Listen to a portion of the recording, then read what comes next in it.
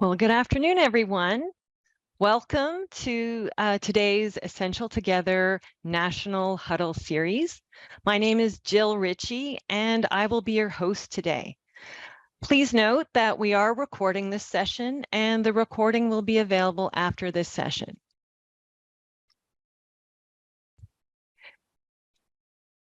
We are once again pleased to offer this Essential Together Huddle as a bilingual event, and we are using simultaneous interpretation.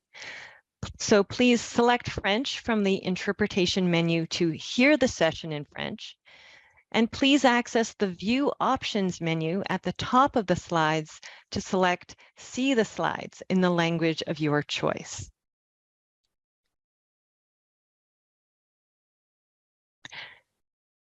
At Healthcare Excellence Canada, we are early in our journey of reconciliation and how we develop meaningful relationships and partnerships with First Nations.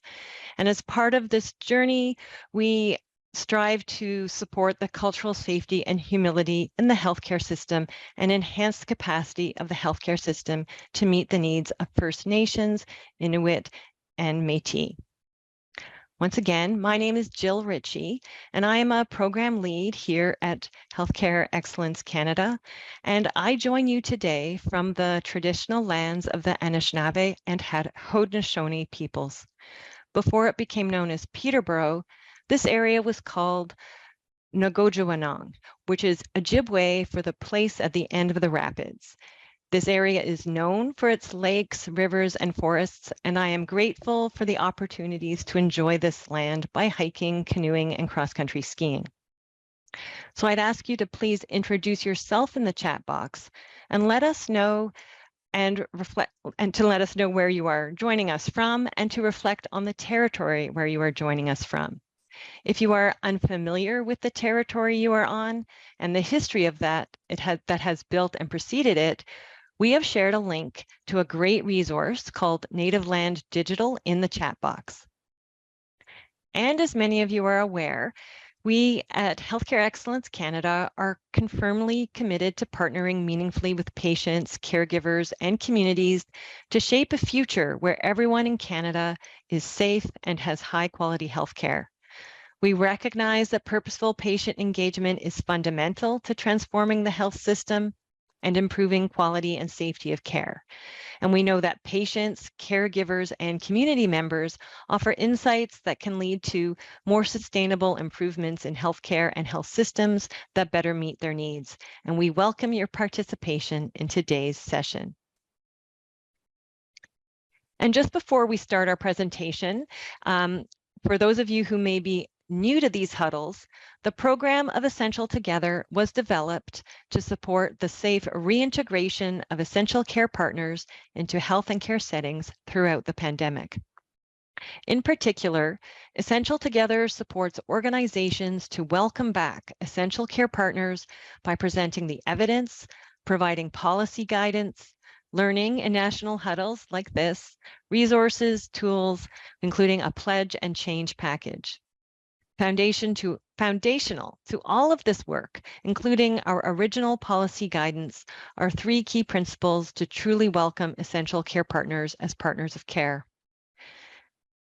First one is differentiate between visitors and family caregivers as essential care partners.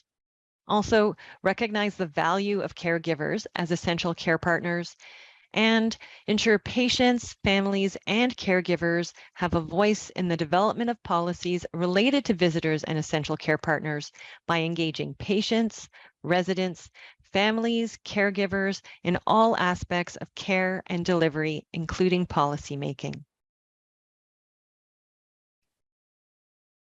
So now it is my pleasure today to welcome our speakers. And first, I would like to introduce Barbara McLean, who is on the line with us here today. She is the Executive Director of Family Caregivers of BC. Barb has over 30 years experience in nonprofit, government, and private sectors. She spent many years in the developmental disabilities field, specializing in supporting some of the most complex and challenging individuals living at home, in residential care, and in school settings. Barb has a Bachelor of Arts from UBC and a Master of Arts in Leadership and Training from Royal Roads University. She knows firsthand what it's like to juggle work, a young family, and caregiving. She supported her family during her own mother's fight with cancer. Barb is committed to influencing change to achieve recognition and support for family caregivers. I would also like to welcome Wendy Johnston, who is joining us today as a presenter, but will be listening to the presentation and conversations and engaging with you through the chat. Wendy has the great fortune to be at National Cross-Country Skiing Championships with some of our country's top skiers, and we appreciate her taking some time to participate in this session while she's there. Wendy, through her work, through her lived experience and her work, understands the importance of supporting and educating caregivers and seniors in making informed decisions about their future care. Wendy helps in many areas, including coaching caregivers one-on-one, delivering presentations like this, and contributing to caregiving resources, as well as promoting the Caregiver Prescription Project. Wendy has a master's degree in gerontology and 20 years of experience working with family caregivers and seniors. Thank you for joining us today, Barb and Wendy. Thank you very much. It's a pleasure to be here with you all.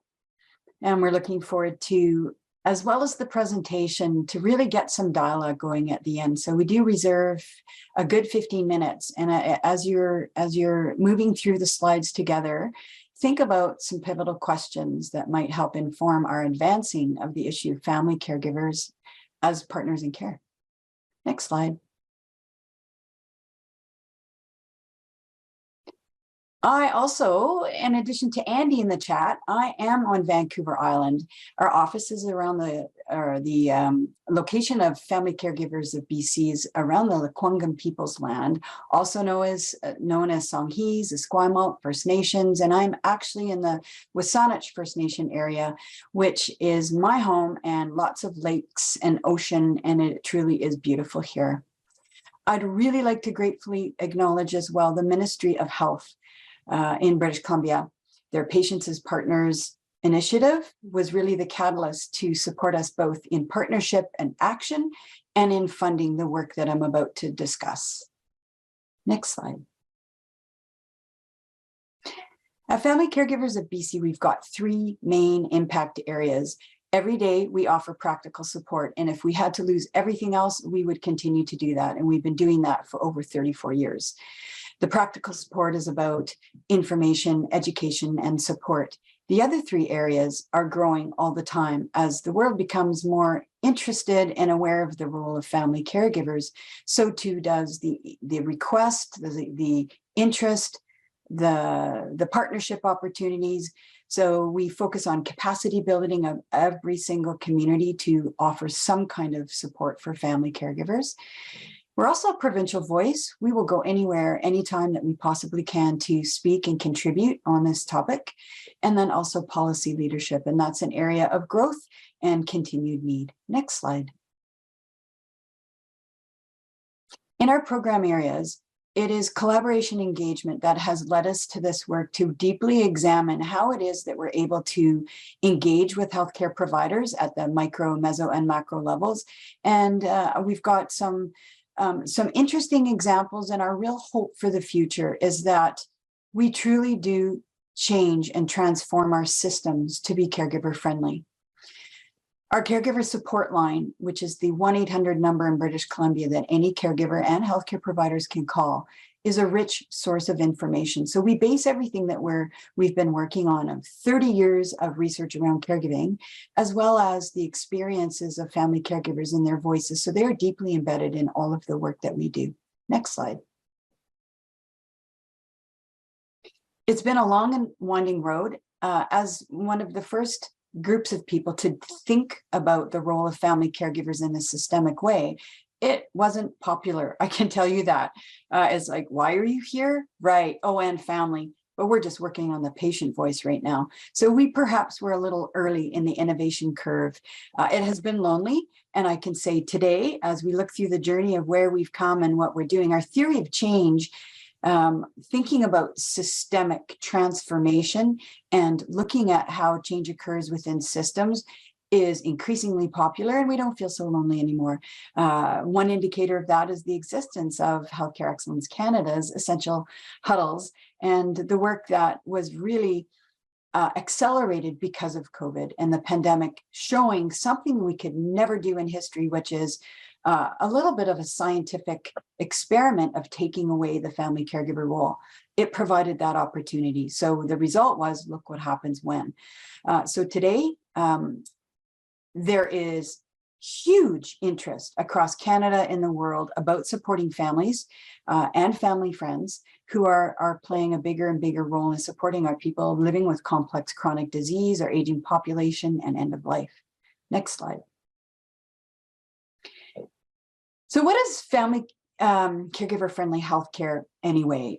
This is something all of you probably live and breathe to some extent, but most people go, what is it? So when we hear the voices of people, they have said, this is what it is to them, family caregivers. Advance, please. So the key message is, as a family caregiver, I feel invisible in the system. Next. I want to feel valued, supported, and included as a partner in care. Next one. I feel excluded, unsupported, and really unappreciated. And next, I'm more than just come and pick up your mother, or you're just a visitor. That sense of invisibility was a deeply embedded theme, no matter where we looked or who we talked to. And next, I want to know how the system works. I don't want to be an outsider standing and looking in, and that is it. I'm invisible, I'm outside, and I don't know what's going on, but I am caring. Next.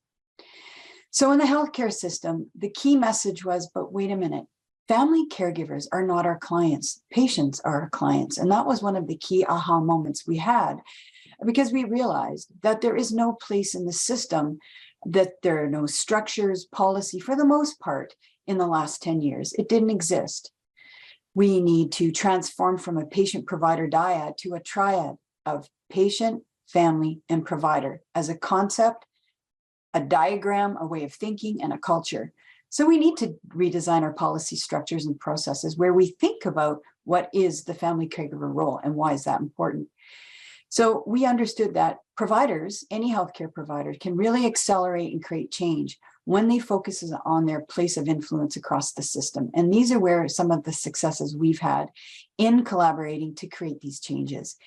And then importantly, just as it is to affect change in your own practice as an individual, we need to support that practice change in policy at the micro, meso, and macro levels. Next slide.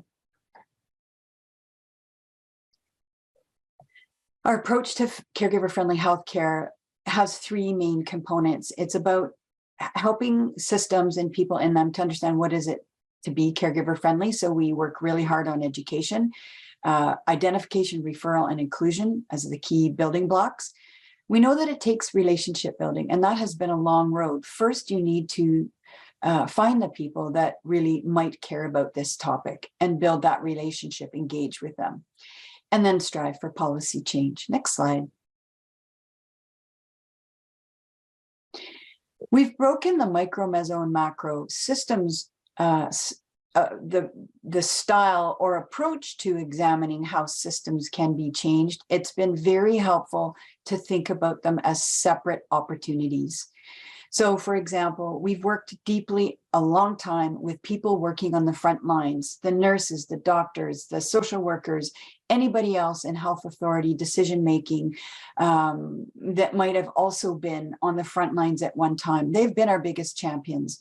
So that provider input into why and how could we include family caregivers as partners in care, some of those levels have been really, really important. Then we go into the community level or the clinic level or the organization level and look for change there and their ability to do their jobs and include family caregivers. And then finally, the policy, the legislation, the mandates that direct people's individual behavior. And of course, there's scopes of practice. And each healthcare provider comes with a subset of things they're already familiar and comfortable with. And so we found that we're transforming from patient-focused, patient-centered to more of a person and family-centered approach, where the person's network of care around them become an important element too, and how we conduct and work together in healthcare. Next slide. This has been, hands down, the most significant single slide that we share over the last 5 years. It's something that healthcare providers talk about. It informs the why, and any change that we seek has to say, well, why? Why is this important? And so when we say, okay, 80% of the care is by family members and friends at home, that care is not provided by the health system, it is by family and friends. That's a significant number. And usually we get a wow. So when someone walks out your door as a clinician, they're going home for the majority of care. They need to know what to do and how to do it. Another statistic is that 10-to-1. Now, I've seen different statistics over the years.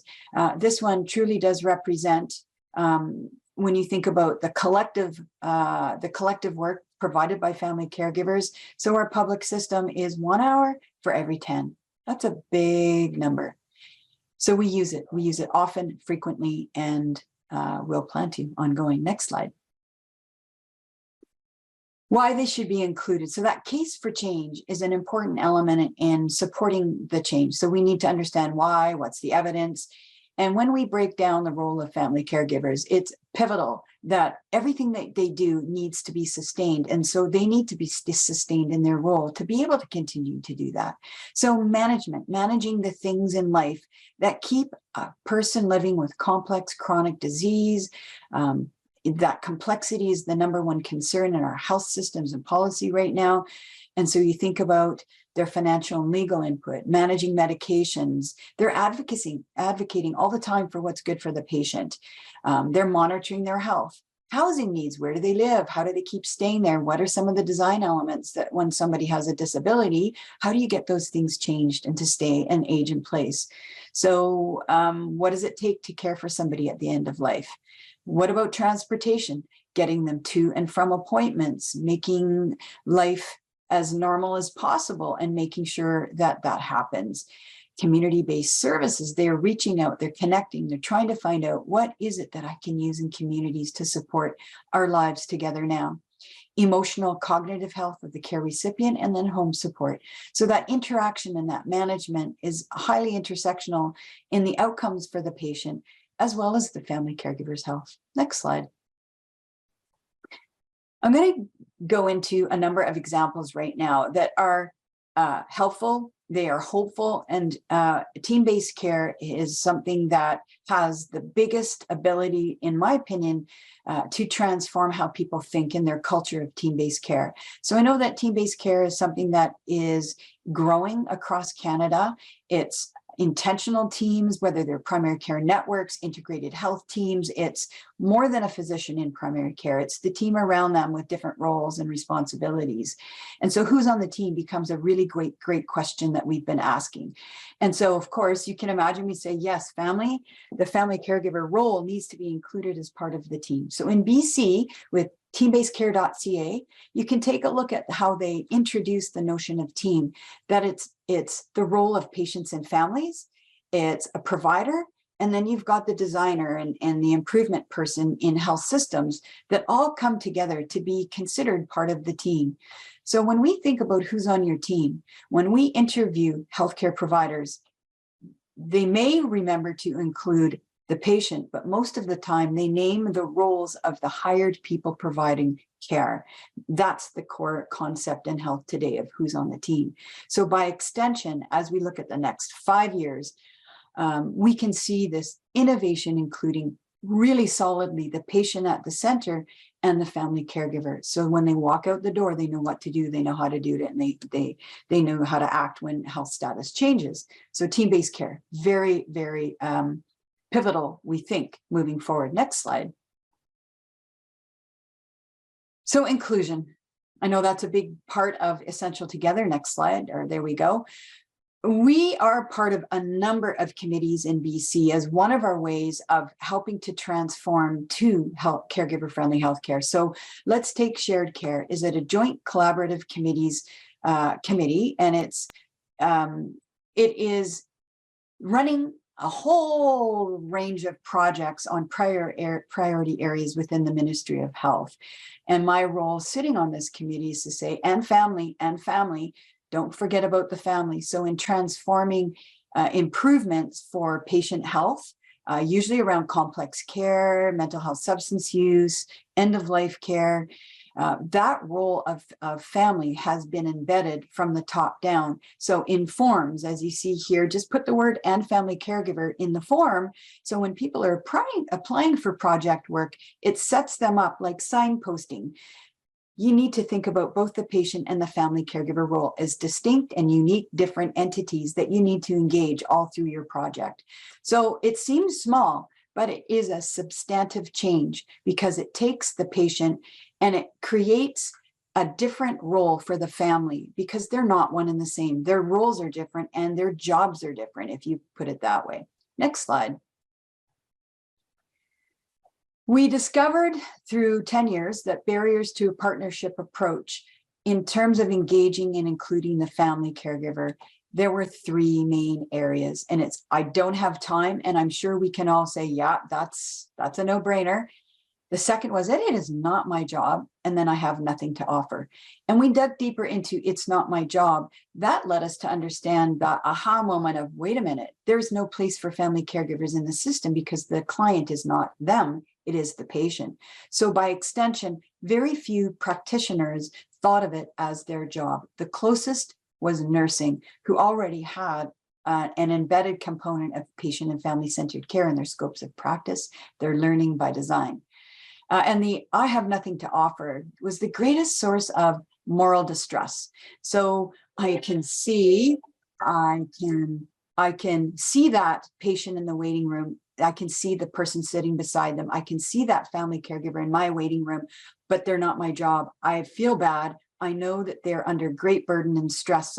So this represented, I have nothing to offer. I don't know what to do and I don't have time. Therefore, I'll do nothing, but I don't feel good about that. So that was a key message. People are not feeling good in their work because they have nothing to offer for the family. So we're changing that. Next slide. So a couple of solutions. So I don't have time to, I do have time. That's where our Caregiver Rx project emerged. And next, please. We created, in consultation with a lot of PDSAs and a lot of tests, small tests of change with physicians, our theory of change was, where do family caregivers go before they get any other services in the system of care? They go to their family physicians, or do they go to the person they're caring for's family physician? And so when we interviewed physicians and they would say, I'm sorry, I just don't have time. I'm going to think more about it. And then one physician laughed, and it was a second aha moment. And it was, if you could do something for us as physicians in primary care that took 10 seconds or less, that doesn't require a fee code, a lot of time, we'll do it. So we came up together with a tear-off RX pad that became the Family Caregiver RX beginning or genesis of the project. So we created the traditional tear-off pads, which is still, maybe it's old school in a digital world, but it is timely. So in 10 seconds, physicians, social workers, anyone who's a clinician, a nurse practitioner in their practices can just rip it off, touch the caregiver on the shoulder, look at them and say, here, contact these people. Your health matters too, and your well-being. You need skills, knowledge, and support. What you're doing is hard. So we timed it, it's 10 seconds. So that 10-second handoff was really the flagship opportunity to create change. Next slide. The next thing was a lot of healthcare settings do quick huddles together. That might be part of their ongoing practice in teams. And they were trying to figure out what they could do in 5 minutes or less to support a family caregiver that comes and goes. So let's imagine it's patient John and his wife Betty, who are regular visitors to the ER. They're regular visitors to the seniors clinic. And they said, we've got to actually do something more than just the patient. So they started to see the family caregiver as, by extension, offering referrals for support. And it took them 5 minutes in a huddle to figure out how they were going to do it. And then they also started giving a handoff, which is a simple piece of paper or moving on, next slide, we'll talk more about the digital world. So one of the other things that we know that physicians can do is to book a patient planning session. In your jurisdictions, it might be called something, but there's always a physician billing code for plan of care, for example. And so we would offer, what is that billing code? Please think about doing that. We would inform the family caregiver that this is possible. And so that invisibility of please include me, I want to know how this works, include in care planning. It seems like a very logical, easy thing to do, but surprisingly, most family caregivers are handed a plan of care, not part of creating it. Next slide. So it's not my job to, it can be my job. It is my job. Next. So with the foundational shift in philosophy from patient-centered to person and family-centered, caregiver-centered care, team-based care, all of those philosophical shifts have been helping people shift their thinking. It's been important to have things like accreditation, to have some measures in place about, so how do you get the voice of the family in the mix? Next. Also, movements. So Nothing About Me is part of the Patients as Partners motto in British Columbia, and that started in 2010. And Nothing About Me says, if you're going to be creating and planning things on my behalf, then that says that I need to be included. So if we expect family caregivers to do 80% of the care, then we need to include them too as partners. Next. So the Essential Together huddles really are a catalyst, and we appreciate deeply this work that has been happening. It sets the stage to give some direction, some action, and a signpost that it is an area of interest across Canada and people care about this topic. Next. And so too, we look at family presentation, visitation policies being created and collecting those across Canada. So see, look, here's an example. Let's just do this. Next.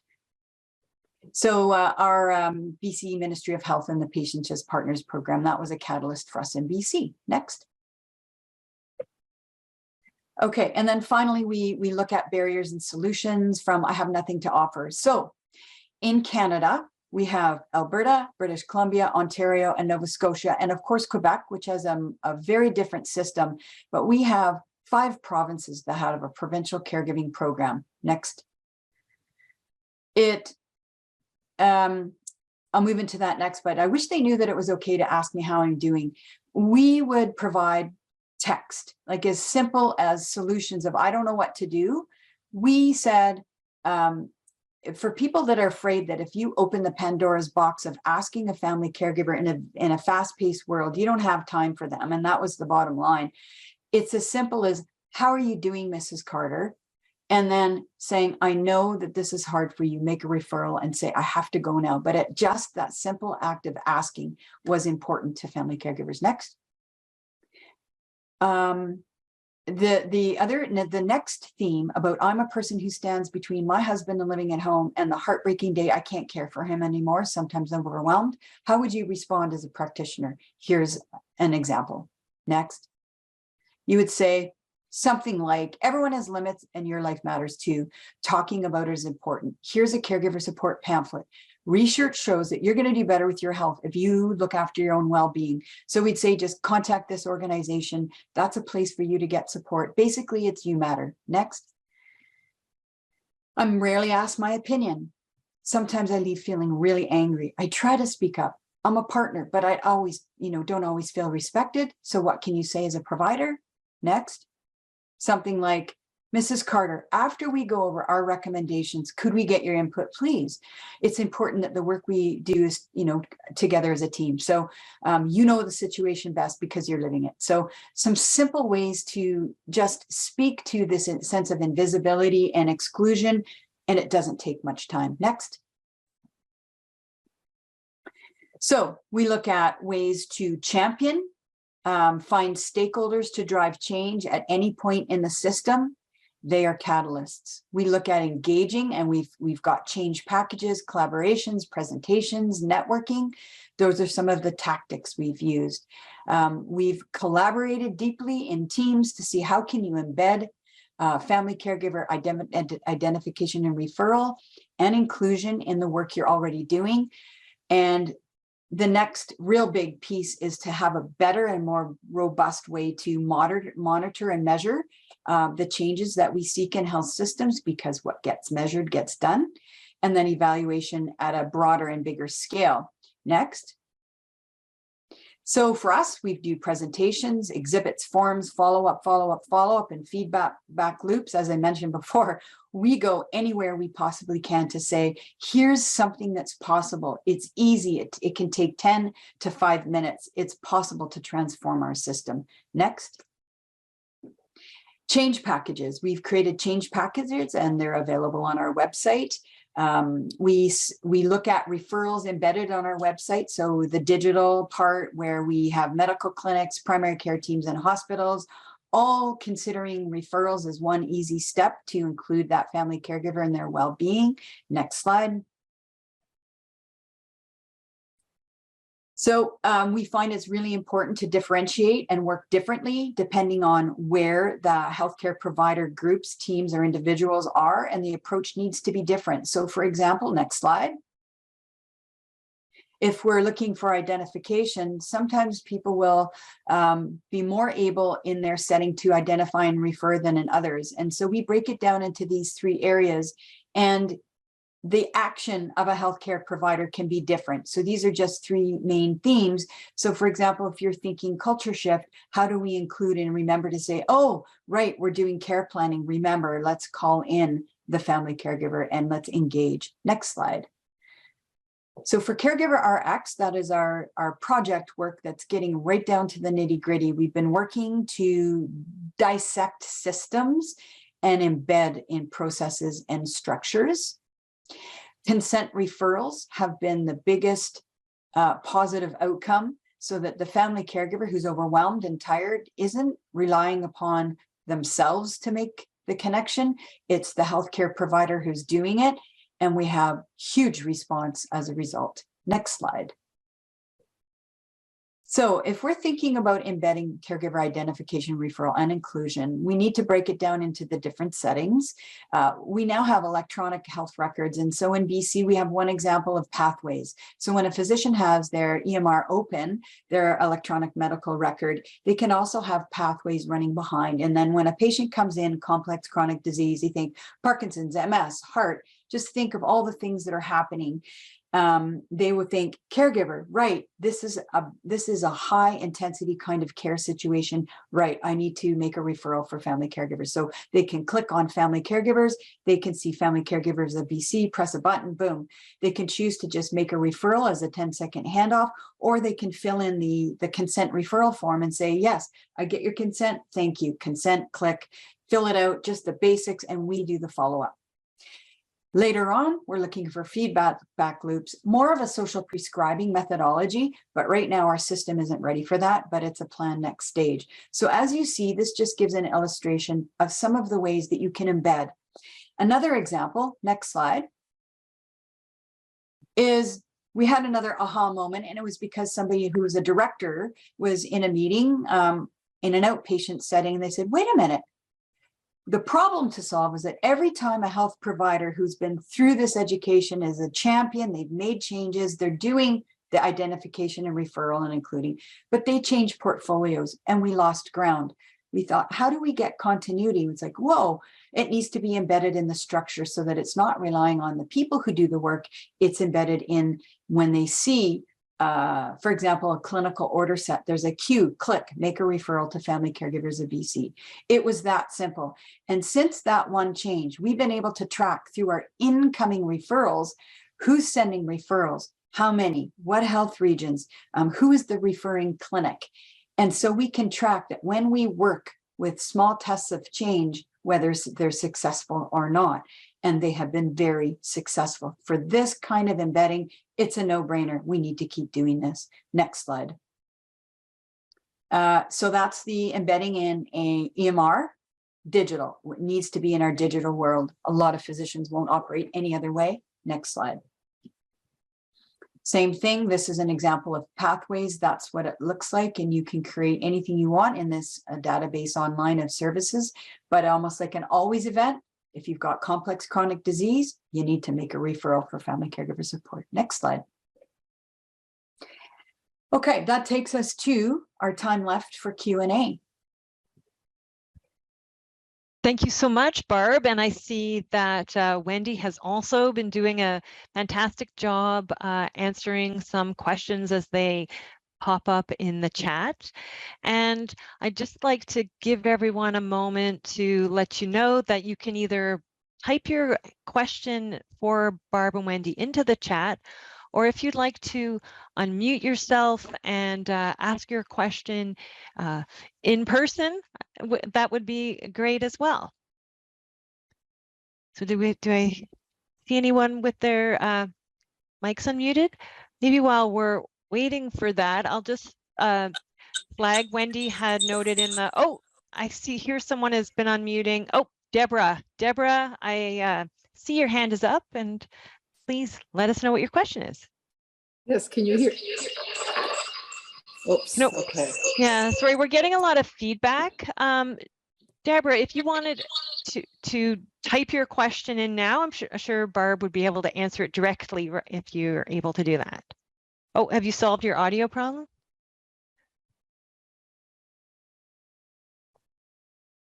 I think she's going to take a moment to type it in. We'll watch for her question. Does anyone else have their hand up or want to unmute themselves to ask a question?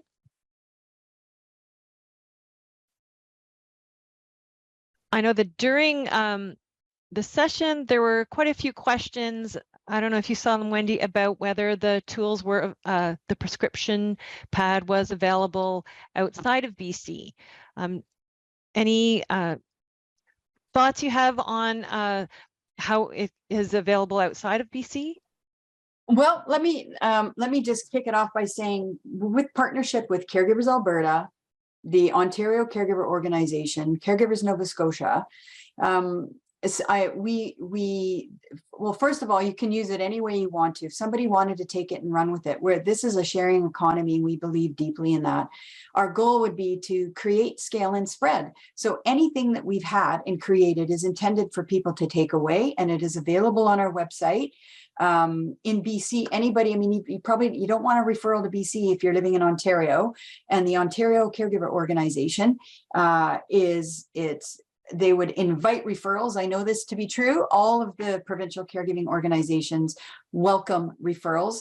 The caregiver prescription pad is available, and we are happy to share. So in BC, anyone, anytime, just reach out. We'll have them mailed. There's also the digital component. That is probably the most easy, cheap method. If you're thinking about making referrals to a known caregiver support program in your provinces or your territories, then you just need to think about who that is and have the right referral pathway embedded. So that would be the idea or the tactic, but whether or not you use ours probably doesn't matter. It's doing that referral. It's making that happen. But yeah, take a look at our change package. We have a sample consent referral form. So you could copy and duplicate that and change it to your jurisdiction. You could take the RX pads and you could have them reprinted in your jurisdiction. So our hope for the future around that is that our provincial caregiving organizations are ready and waiting for their healthcare teams to make referrals to them. It's free. It's simple. It's low risk. Why wouldn't we? So we are curious about some of the barriers that people continue to think about. We tackled the three of them in I don't have time, it's not my job, and I don't know what to do, because now you know what to do. If you are in Alberta, British Columbia, Ontario, Quebec, or Nova Scotia, you know what to do now. They all have provincial caregiving organizations. So that is one process that could be scaled up and spread. Hey, thanks, Wendy. And I also see that Sue Decker has her hand up. Sue, welcome to ask your question now. Excellent, thank you. I'm kind of blown away, actually, and also feeling a bit like I should have known all of the great work that has been done as someone who works in BC.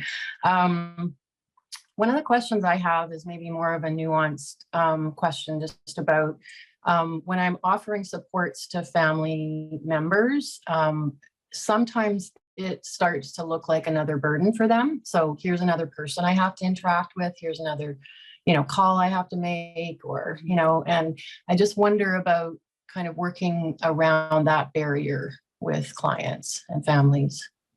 So Sue, you're meaning about the feeling of burden when you ask a patient and their family to take action themselves, just for clarification?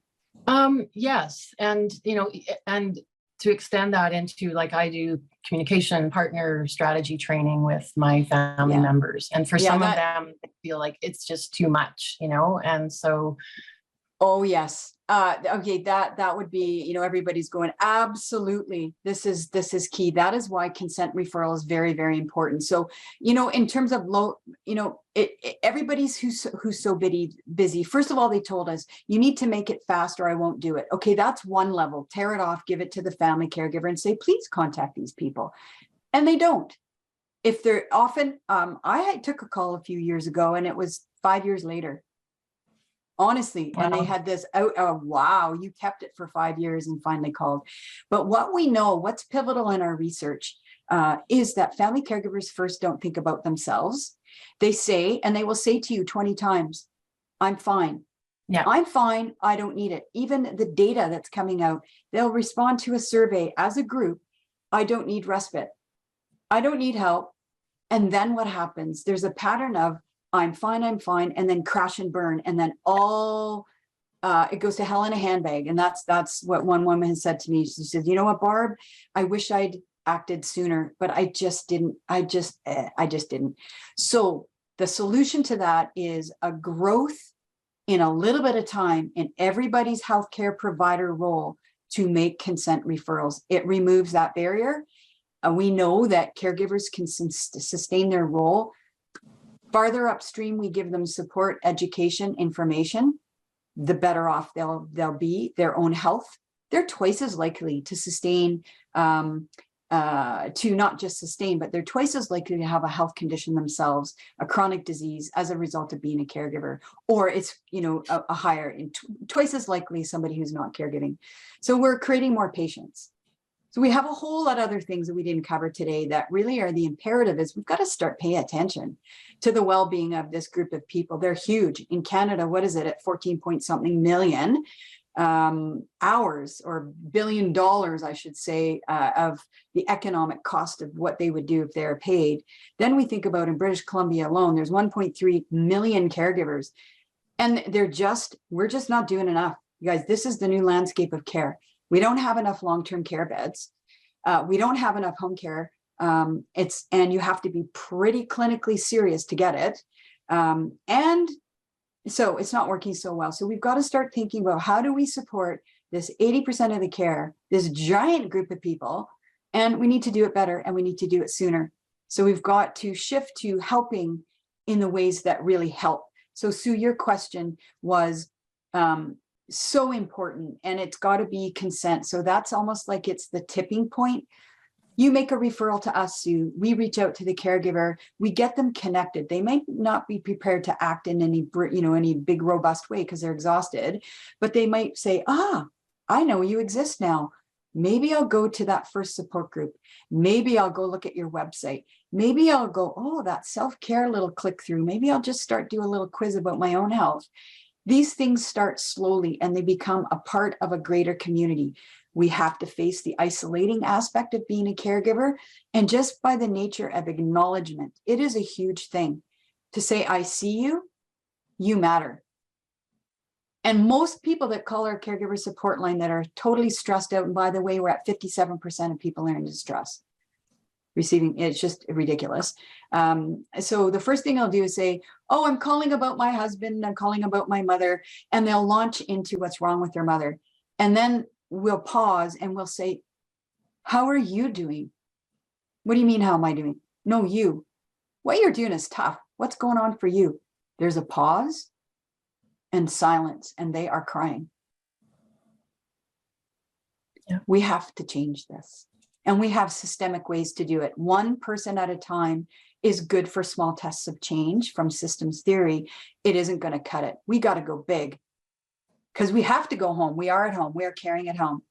This is our future. So mobilizing ourselves in systemic ways to create smart change. And I know I've got to have so I've got to shout out to Patients as Partners in BC, which they've tried their best, but it was very early in the innovation curve.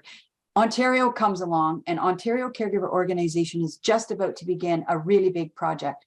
I'm really excited about that. So you're going to have to maybe connect with Amy at OCO and find out what's going on in Ontario, because it's big. It's like, we got to go big. And so I just heard, I don't know if it's public or not, I might get in trouble, but it is big. So I'm very hopeful that we can scale this issue of identification, support, and inclusion that we need to do. I'm also hearing that other provinces are thinking about establishing a provincial caregiving organization, because that also is a mechanism of, you know, that third piece, I have nothing to give you, I have nowhere to send you. It removes that yes, but, it's a, and I can do this. And I can do it in 1 to 5 minutes. Thank you so much, Wendy. It's so, and Barb, that your passion for this work comes out so much through this presentation, and you can see that there is a lot of interest in the work that you and your organization are doing through all of the comments and questions in the chat. And I know that in addition to what we've been able to answer here today, Wendy has been responding to people as well. We have on the screen right now, if you've had a chance to see, the contact information for Barb and Wendy.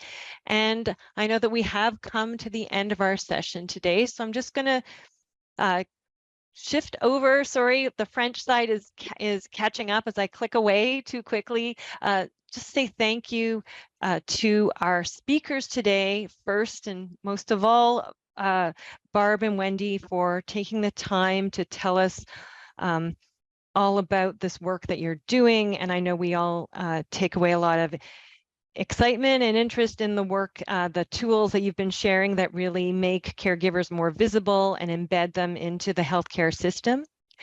I'd also really like to thank, we have in the background our technical team and our interpreters who make this event run smoothly. And I'm just going to go to the next slide. Just like, whoops, it's not letting me do that, but I'll just say that we are asking you to please stay tuned for the upcoming Essential Together events. This wraps up our spring series, and you will be hearing from us in the near future about what future events we will be hosting. Thanks again to everyone, and enjoy the rest of your afternoon. Bye, everybody.